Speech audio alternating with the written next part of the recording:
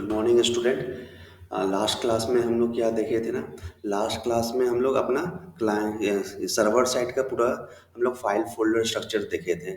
ठीक है, आज हम लोग क्या देखना है हम लोग को। आज हम लोग देखेंगे क्लाइंट साइड का फाइल एंड फोल्डर का स्ट्रक्चर कैसे होता है, क्यों यूज होता है, कौन सा फोल्डर का क्या यूज होता है, कैसे यूज करते हैं हम लोग।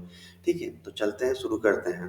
देखिए हमारा ये जो अभी दिख रहा होगा ना, ये रिएक्ट ऐप क्लाइंट जो है आपका, ये यहाँ पे पिछले क्लास में हमने डिस्कस क्या किए थे, दो चीज़ होता है ना, एक क्लाइंट साइड होता है और एक क्या होता है, सर्वर साइड होता है। ठीक है, सर्वर साइड में हम लोग सर्वर का कोड मतलब बैकएंड का कोडिंग करते हैं, और क्लाइंट साइड में हम लोग क्या करते हैं, क्लाइंट साइड में जो होता है हम लोग HTML का कोडिंग करते हैं।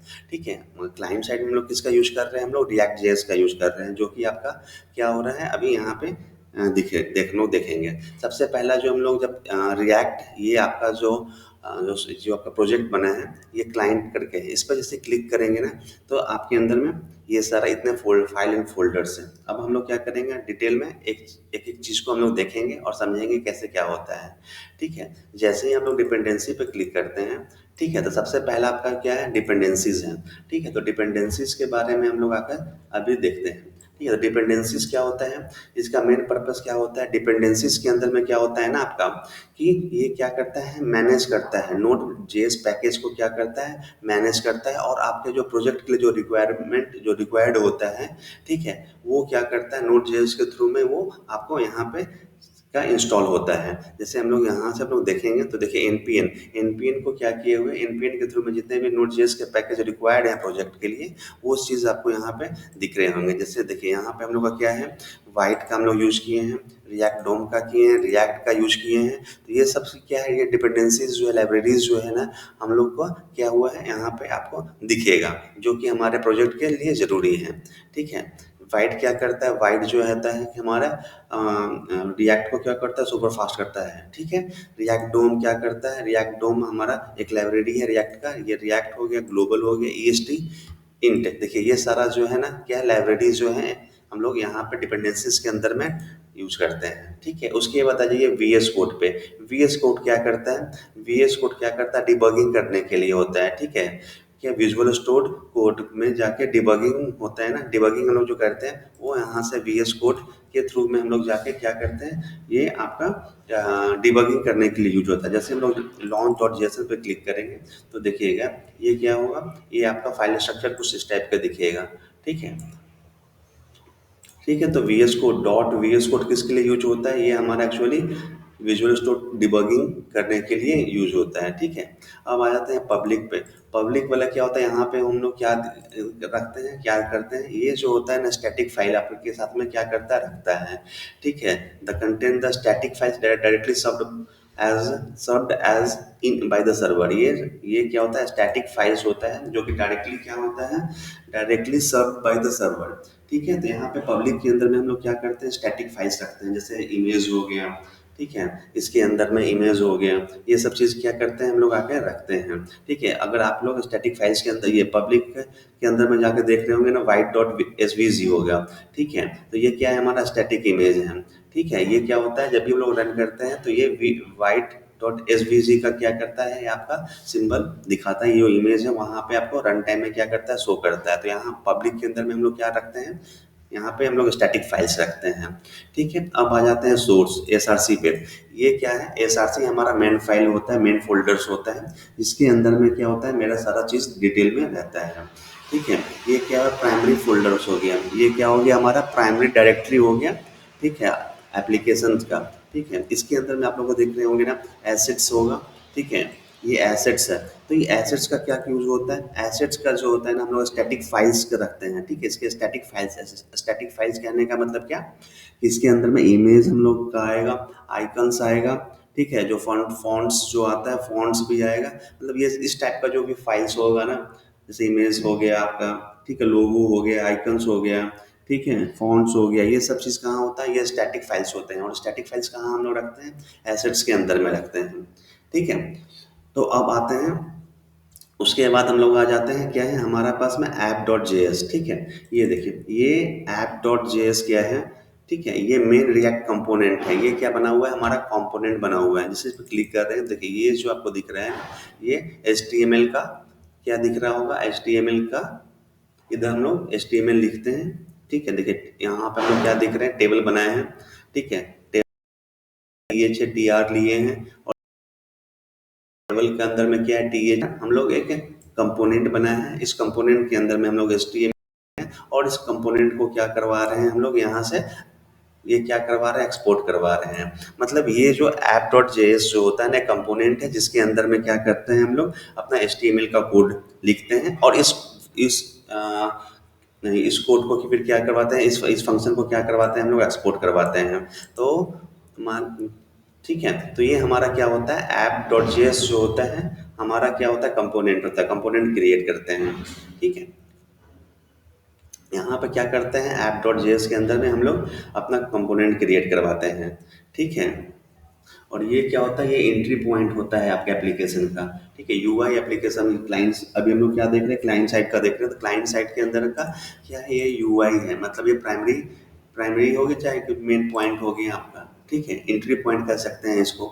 ठीक है, ये एंट्री पॉइंट है। ठीक है, तो जैसे भी मान लीजिए जितने भी हमको कोड लिखना होगा, हमारे HTML में जो दिखाना होगा, जो ब्राउज़र पे जो दिखता है कोड, वो क्या करते हैं, सबका कंपोनेंट बनाते हैं। ठीक है, इस टाइप का कंपोनेंट बनाते हैं और इस कंपोनेंट को फिर क्या करवाते हैं हम लोग, ये कंपोनेंट लिखने के बाद क्या होता है, ये रेंडर करवाते हैं, इसको एक्सपोर्ट करवाते हैं। ठीक है, ये सारा चीज़ हम लोग डिटेल में देखेंगे। अभी हम लोग क्या कर देख रहे हैं ना, file structure, folder and directory का स्ट्रक्चर देख रहे हैं। ठीक है, सारा एक एक चीज़ हम लोग डिटेल में हम लोग देखेंगे। ठीक है, तो अभी हम समझ लीजिए कि कंपोनेंट की डिवाइस क्रिएट करते हैं, मतलब समझ लीजिए कि HTML है हमारा, ये हम लोग HTML लिखते हैं इसके अंदर में।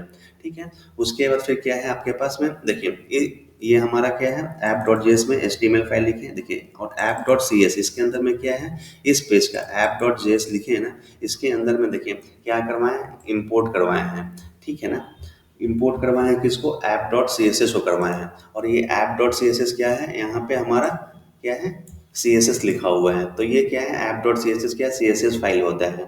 ठीक है, जो ज़रूरत होगा आपका। ठीक है, और इसको हम लोग क्या करवाते हैं, इसको हम लोग एक्सपोर्ट करवाते हैं। ये हमारा CSS फाइल हो गया, ऐप डॉट JSX फाइल का। ठीक है, तो हम लोग क्या समझ लिए, ये हो गया ऐप डॉट JSS हो गया, ऐप डॉट CSS हो गया। उसके बाद इंडेक्स डॉट CSS हो गया। देखिए, इंडेक्स डॉट CSS जो होता है ना, इंडेक्स डॉट CSS जो होता है ना, ये ग्लोबल फाइल होता है। ठीक है, ग्लोबल CSS फाइल होता है। क्या होता है, ये ग्लोबल होता है, मतलब कंटेंट पूरे ऐप डॉट जेएस कंपोनेंट है ना। ठीक है, ये जो होता है, ये starting point of an React applications होता है। ये global CSS for the entire application, जितने भी आपका एप्लीकेशन जो रहेंगे उसका क्या होता है ना, CSS किया हुआ है। ठीक है, इंटायर एप्लीकेशन का पूरा CSS यहाँ पे लिखा रहता है। ठीक है, ये index dot C S S. ठीक है, उसके आगे हम लोग आते हैं, मेन पे आ जाते हैं, main dot J S S. ये देखिए, main dot J S S क्या है, ये जो है ना starting point of an React application है।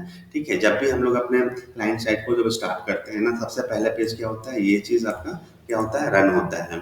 ठीक है, और ये देखिएगा यहाँ पे हम लोग क्या करते हैं कि एक आईडी को हम लोग क्या कर रहे हैं, गेट कर रहे हैं। ठीक है, और ये क्या कर रहे हैं, आईडी को गेट कर रहे हैं और यहाँ पे क्या कर रहे हैं, अपने कंपोनेंट को कॉल करते हैं। ऐप हमारा क्या था, कंपोनेंट था ना। देखिए, ये जो क्या किए थे, ऐप अपना जो कंपोनेंट बनाए थे। ठीक है, ऐप कंपोनेंट बनाए थे और यहाँ से क्या करवाए थे, अच्छा इस फंक्शन का नाम क्या रखा था हम लोगों ने, इस फंक्शन का नाम क्या रखा था, ऐप रखा था, है ना। और ये पूरे फंक्शन को क्या कर रहे हैं ना हम लोग, एक्सपोर्ट करवा रहे हैं। ठीक है, ठीक है, देखिए ये फंक्शन है हमारा, ये फंक्शन यहाँ से यहाँ, इस फंक्शन के अंदर में हम लोग क्या करते हैं, HTML लिखते हैं। ठीक है, HTML लिखने के बाद क्या करते हैं, अपने फंक्शन को क्या करवा देते हैं, एक्सपोर्ट करवा देते हैं। ठीक है, ये एक्सपोर्ट करने का करवाते हैं। उसके बाद देखिए, ये एक्सपोर्ट जो करवाएं, ठीक है, वो क्या हो गया, ये हमारा मेन डॉट जेएस पे इसी फंक्शन को फिर क्या कर रहे हैं ना हम लोग, कॉल कर रहे हैं। ठीक है, यहाँ पे क्या कर रहे हैं, कॉल कर रहे हैं इसको। ठीक है, तो ये क्या करता है, जितने भी कंपोनेंट हम लोग बनाएंगे, चार पांच, मतलब हेडर के लिए अलग बनाएंगे, बॉर्ड, ठीक है, फुटर के लिए अगर हेडर बनाते हैं, मेन पेज के लिए अलग बनाते हैं, साइड पैनल के लिए अलग अगर हम लोग बनाते हैं, वो सारा एप्लीकेशन को क्या करते हैं, यहाँ पे हम लोग कॉल करते हैं, इसके अंदर में मेन डॉट जेएसएस के अंदर में। ठीक है, और ये देखिए, मेन डॉट जेएसएस जो है, ये क्या कर रहा है, रूट वाला दिख रहा है ना, रूट एक आईडी को क्या कर रहा है, गेट कर रहा है, उस पर क्या कर रहा है, आपको ये कर री एंटर करवा रहा है। तो ठीक है, तो एक फ्लो देख रहे हैं ना हम लोग। ठीक है। हम लोग फ्लो क्या देखें कि पहले कंपोनेंट बनाए, इस कंपोनेंट को एक्सपोर्ट करवाएं, उसको जो कंपोनेंट बनाए हैं उसको हम लोग यहाँ कॉल किए हैं। ठीक है, उसके बाद फिर क्या करते हैं, ये देखिए ये जो रूट जो है ये कहाँ से मिल रहा है आपको, देखिए यहाँ पे दिख रहा होगा index dot H T M L page. ये एक क्या है, basic H T M L page है। ठीक है, ये हमारा क्या है, basic H T M L page है। इसका क्या करवा रहे हैं, ठीक है। ये क्या होता है कि एक HTML पेज के अंदर में एक div लिए हैं, इस div का आईडी क्या दिए हैं, रूट। इसी आईडी को क्या करते हैं ना, मेन डॉट जेएस में हम लोग क्या करते हैं, गेट करते हैं, गेट एलिमेंट बाई आईडी। और इस पे क्या करते हैं, इस आईडी को लेकर क्या करते हैं, अपने कंपोनेंट को क्या करते हैं वहां पर शो करते हैं। मतलब समझ लीजिए कि ये जितने भी इस साइड का ऐप डॉट जेएसएस हो गया, मेन डॉट जेएसएस हो गया ना, इधर हम लोग क्या कर रहे हैं, अपना रिएक्ट कंपोनेंट बनाते हैं। ठीक है, रिएक्ट का जो पार्ट होता है, और इसको जो होता है हमारा जो बेसिक जो एचटीएमएल पेज है, इस पे हम लोग डिस्प्ले करवाते हैं। ठीक है, इसको और हम लोग जब डीपली देखेंगे ना, जब डीपली क्रिएट करेंगे कंपोनेंट करके, जब क्रिएट करवाएंगे तो हम लोग और अच्छे से समझ में आएंगे। यहाँ पे बस ये अभी समझ लीजिए कि ये HTML पेज होता है, इसके अंदर भी कुछ नहीं करते हैं, बस यहाँ पे ये बेसिक HTML पेज होता है जो हमारा ब्राउजर समझता है। ठीक है, और ये क्या करते हैं, इसी पे अपना रिएक्ट का जितने भी कंपोनेंट्स होते हैं, ठीक है, वो चीज़ क्या करते हैं, इस आईडी को कॉल करके और इस पे हम लोग सारा चीज़ डिस्प्ले करवाते हैं। ठीक है, तो ये हमारा हो गया, फ्लो हो गया। ठीक है, उसके बाद फिर क्या है, उसके बाद हम लोग क्या देख रहे थे, हाँ मेन डॉट जेएक्सली इंडेक्स डॉट डॉट देख लिए। ये अब देखना है गिट इग्नोर, ये क्या करता है, जब गिट का जब काम करते हैं ना, गिट पे जब हम लोग भेजते उठते हैं, तब वो क्या करता है, ये यूज होता है कमिट करवाने के लिए। ठीक है, ये उसके बाद फिर आता है change log dot M G आता है। ये क्या करता है ना, ये आपका क्या करता है, ये आपका डॉक्यूमेंट क्रिएट करता है। ठीक है, डॉक्यूमेंट्स करता है, जो भी चेंजेस जो अपने में चेंजेस करते हैं, वो भी बनाते हैं, उस सब का क्या डॉक्यूमेंटेशन क्रिएट करता है। इसका हम लोग इतना कुछ ज़्यादा यूज पड़ता नहीं है। ठीक है, उसके बाद फिर हम लोग आ जाइए, हमारा है E S L int config dot J S. ठीक है, ये क्या होता है ना, ये एक टूल्स होता है जो कि आपको क्या करता है, to enforce the code quality and consistency के लिए। ठीक है, और उसके बाद फिर हमारे पास क्या है, index dot H T M L. तो हम लोग देख लिए कि हमारा मेन पेज होता है इंडेक्स, जो जहाँ पे हम लोग क्या करते हैं, सारा रिएक्ट कंपोनेंट को क्या करवाते हैं, हम लोग यहाँ पे डिस्प्ले करवाते हैं। ठीक है, ये क्या करवाते हैं, रिएक्ट कंपोनेंट को का जितना भी कंपोनेंट जो भी हम लोग क्रिएट करते हैं, वो क्या करते हैं, इसी इसी index dot H T M L page के ऊपर में हम लोग क्या करवाते हैं, शो करवाते हैं। ठीक है, उसके बाद न्यूगेट। ठीक है, न्यूगेट डॉट कॉन्फिग, यहाँ से क्या करते हैं, इसका क्या यूज होता है, ये हमारे पास क्या है, पैकेज को लाइब्रेरी को क्या करता है, डॉट नेट डिपेंडेंसीज की लाइब्रेरी जब पैकेज को क्या करता है, इंस्टॉल करने के लिए होता है। जैसे हम लोग पहले क्या करते थे, कोई भी लाइब्रेरीज को इंस्टॉल करना रहता है तो क्या करते हैं, dot dot NuGet dot configure पर डायरेक्ट क्लिक करेंगे। ठीक है, उसके बाद फिर क्या करते थे, यहाँ पे जाने के बाद अपना क्या करते हैं, लाइब्रेरी जाके डाउनलोड करते हैं। अभी मेरा क्या है, वे रन कर रहा है इसलिए नहीं दिख रहा है। ठीक है, उसके बाद फिर क्या आता है, पैकेज। उसके बाद आता है पैकेज डॉट जेएसएन। ठीक है, ये क्या होता है, मेटा डेटा है। ठीक है, ये क्या है, हमारा मेटा डेटा है, मतलब प्रोजेक्ट का डेटा है ये। ठीक है, यहाँ पे जैसे हम लोग इसको एक्सपैंड करके खोलेंगे तो ये देखिए क्या क्या डेटा हम लोग यूज कर रहे हैं। देखिए डिपेंडेंसीज में हम लोग क्या क्या यूज कर रहे हैं, रिएक्ट यूज कर रहे हैं, उसका कौन सा वर्जन यूज कर रहे हैं, रिएक्ट का 18.3.1 यूज कर रहे हैं, रिएक्ट डोम यूज कर रहे हैं, कौन सा वर्जन यूज कर रहे हैं, 18.3 यूज कर रहे हैं। ये सारा क्या डेटा का रखता है, मतलब डेटा का डेटा रखता है ये। उसके बाद देखिए वाइट यूज कर रहे हैं, वीट वीट यूज कर रहे हैं, वीट का कौन सा वर्जन है, 5.4.401। ठीक है, तो ये सारा क्या है, डिपेंडेंसीज हैं। ठीक है, जो हमारे प्रोजेक्ट के अंदर में जो यूज हो रहे हैं ना, उसका क्या है, डेटा है, डेटा का डेटा रख रहा है ये। ठीक है, क्या है, पैकेज डॉट जेसन क्या करता है, डेटा का डेटा रखता है।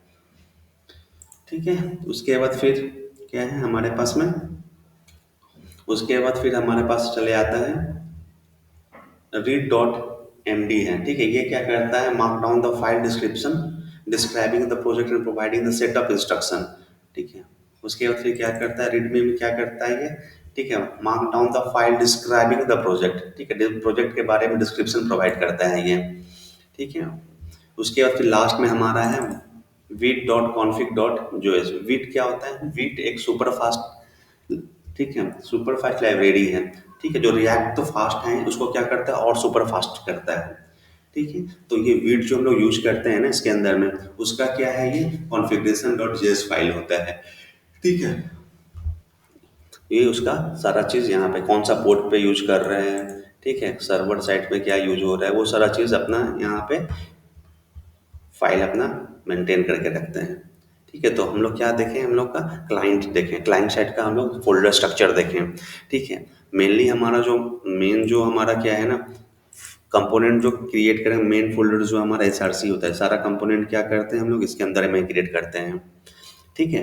तो नेक्स्ट क्लास में क्या देखेंगे हम लोग, नेक्स्ट क्लास में देखेंगे हम लोग रिएक्ट के अंदर में क्या करेंगे, एक कंपोनेंट बनाएंगे और उसको रीएंडर करवा के ब्राउजर पे हम लोग उसका आउटपुट देखेंगे। तो नेक्स्ट क्लास नाम मिस कीजिएगा, जरूर देखिएगा। ठीक है। तब तक के लिए गुड बाय, बाय बाय, मिलते हैं नेक्स्ट क्लास में नए टॉपिक के साथ में। Bye bye, take care.